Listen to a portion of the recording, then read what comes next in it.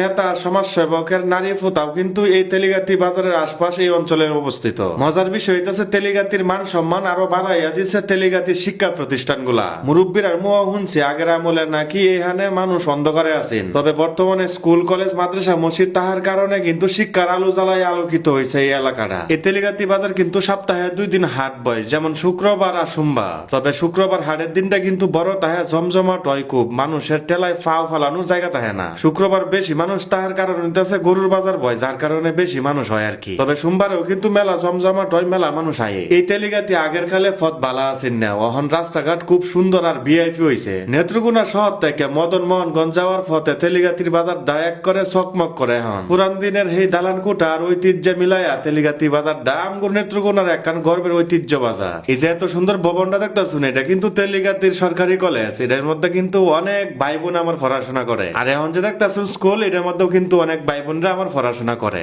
এই স্কুল অথবা কলেজের মধ্যে পূর্বে যারা পড়াশোনা করছেন আপনারাও কমেন্ট সেকশনে কিন্তু লেখা জানাইবেন। আর বর্তমানে যারা পড়াশোনা করতেছেন আপনারাও কিন্তু কমেন্ট সেকশনে লেখা জানাইবেন। যেহেতু একটা ভিডিওর ভিতরে মেলাটা কথা কন লাগে, দুই একটা কথা তো মিস্টেক হইতে রেডি কমা দৃষ্টিতে দেউন যে। যাই হোক, ভিডিও ডাইস গই লাগাতি আল্লাহ তাআলা আপনারা ভালো রাখ, সুস্থ রাখ ও ফাঁসে নামাজ দাওয়া দেয় করুন। যে নামাজ দাদা না করলে কিন্তু ফেরেশতারা ডান্ডা মারে ঠান্ডা করে বইলে তো আমার সব আপনার যত বড় প্রেসিডেন্টের ফলো হয় না করে।